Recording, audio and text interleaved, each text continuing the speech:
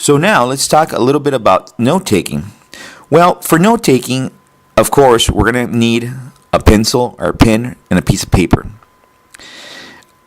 We need to use this piece of paper wisely. In other words, we're going to try to use one side of this paper so we don't have to be flipping back and forth the paper when we have to, for example, see some notes that we had taken previously that we might be able to use again. Now, when we take notes, there's a big dilemma on whether we should take the notes in the source language or in the target language. Well, it really is basically up to you. Whatever is easier for you works. That perhaps is one of the key statements in consecutive interpreting. If it works for you, it's good enough. And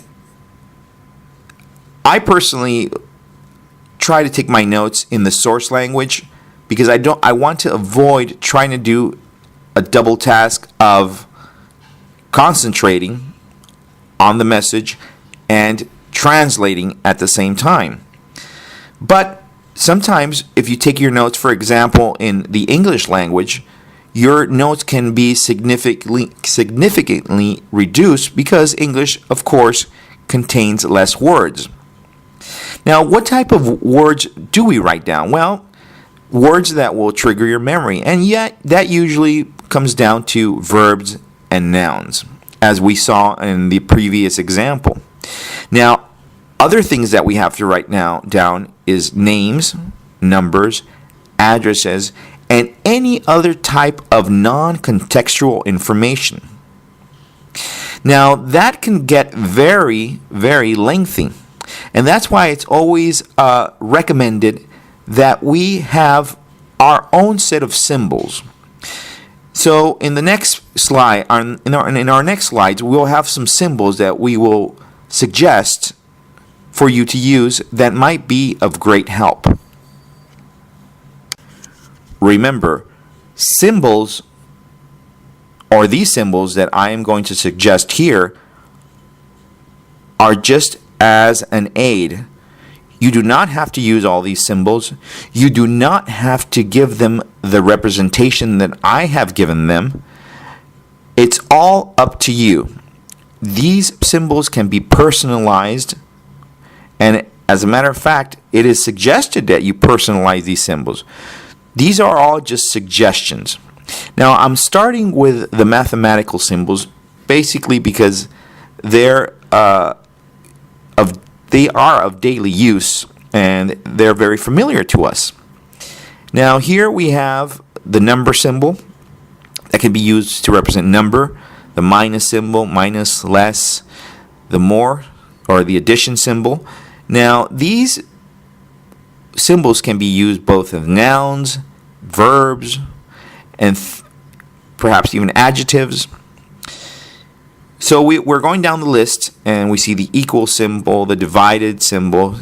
For example, we can say James and Mary separated. We can use J divided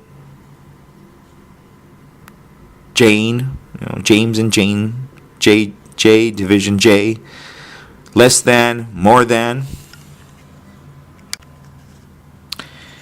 Here we continue down the list. We have some more symbols, the times, the more or less, the different, the number sign. The money sign, which we can see here that we can use as a verb and as a noun. We have change, percentage. These arrows are very handy because they can briefly be written down. And we go down the list. We have before, after, up, down, increase, decrease, conditional. Okay, the if and only if, the conditional. And then we have the two arrows clashing, which we can represent as a crash, two cars crashing, or even a conflict. Here we have the question sign, the upset sign, the prescription sign, The little heart can be represented as you to love or to like. Happy, sad, the okay, the man and the woman. Here it's important to point out that there are many symbols out there that are very handy that are not included here. They can also be used, but we don't want to fill our brain with symbols because sometimes it can be, like we said before, a hindrance to have too many symbols. Now, if it's always good to have symbols because an image or a symbol can represent many words, and it's a good trigger for our memory. Continuing with our symbols, we have some that are not as common, but that are also going to be used a lot in consecutive. We have the connector and, the little check mark, the with and without. Now this W, which represents here work for us, can represent many things, but we can choose a set of letters in the alphabet that can represent words that we use a lot in whatever setting that we have, whether it be court, medical.